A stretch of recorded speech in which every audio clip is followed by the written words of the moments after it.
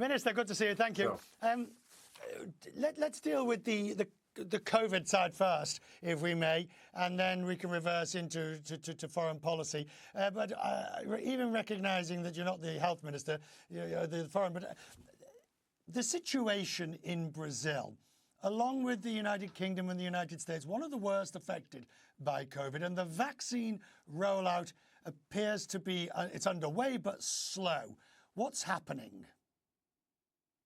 Yes, the vaccine rollout is low, but basically, I think the same speed as in many countries in Europe, North America. We have already vaccinated 700,000 people.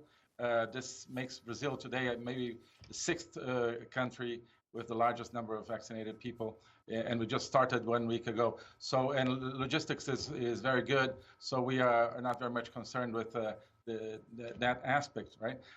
What we are, I mean, there's a specific outbreak in Manaus, in the north of Brazil, which required more oxygen than normally. This is being dealt with in a very specific way. But overall, the situation of the COVID is under control. Of course, lots of cases. It's a large country, large population, but also lots of people cured of COVID. Hang on, Minister, the international organisations don't agree that it's under control. Those who have observed it say that either the reporting has been less than accurate or the testing is not as widespread as it should be. Yeah, no, it's under control in the sense that the health system is doing fine. People have beds in hospitals.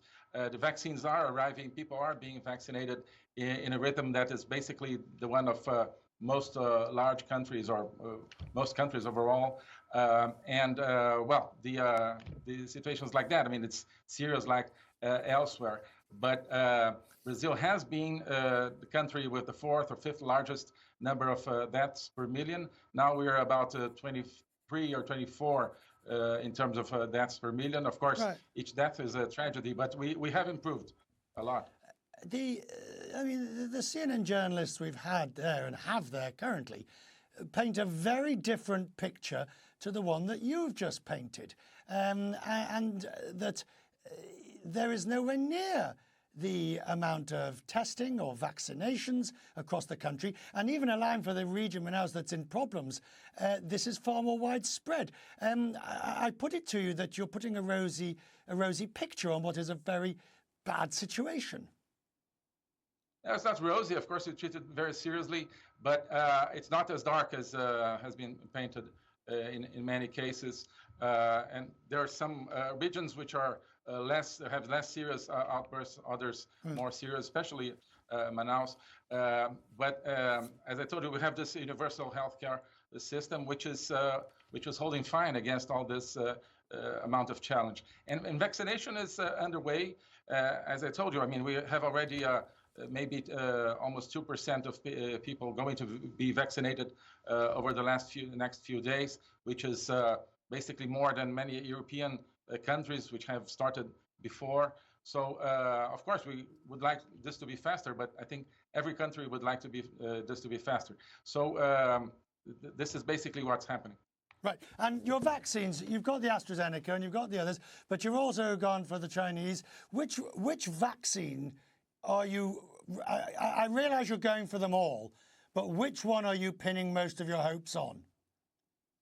Yes, we're working basically now with the CoronaVac from Sinovac in China and the AstraZeneca, which was manufactured in India and we just imported. And this one, AstraZeneca, Brazil will acquire the ability to produce it at home here in Brazil. We have large institutions able to produce vaccines and the amount of 15, 20 million a month. As soon as we have the inputs there. So those are the ones that seem to be, and those are the only ones that have been approved by our health agency, and that we managed to acquire in large quantities. So that's basically the two we're working with now, but we don't exclude any vaccines. Let's turn to foreign policy. The relationship between Brazil and the United States as a result of the change of administration in Washington.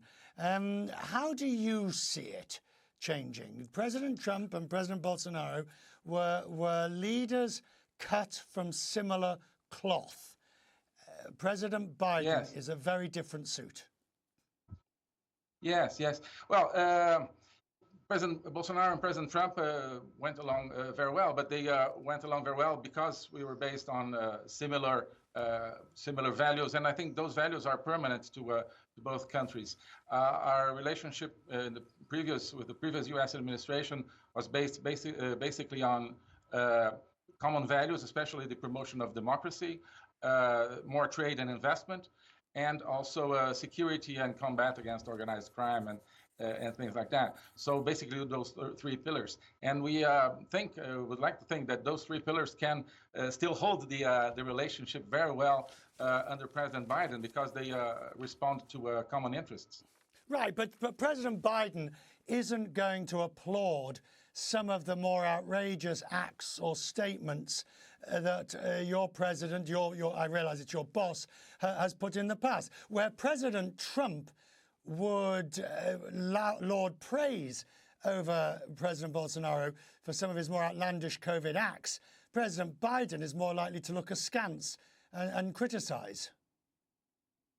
Well, I think the most important statement by President Bolsonaro regarding the U.S. has been that he loves the U.S. and that he wants to be the first president in maybe more than a generation in Brazil who is not anti-American and who is willing to build a very strong partnership and alliance with the United States. So I think that's the base for any good relationship.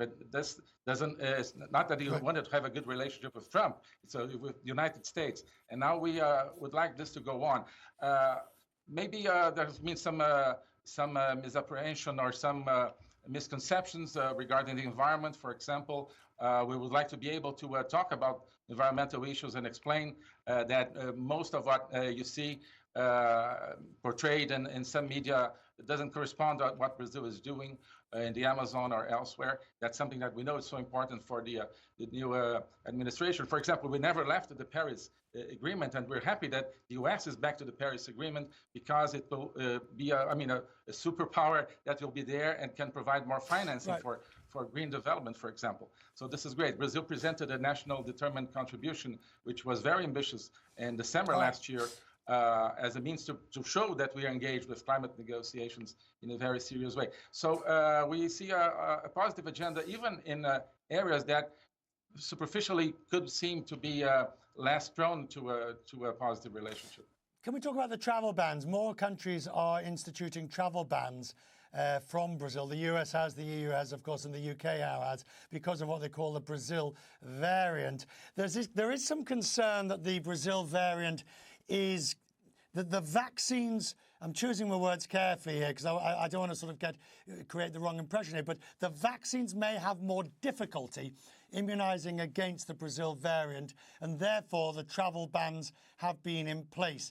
Do you worry about those travel bans?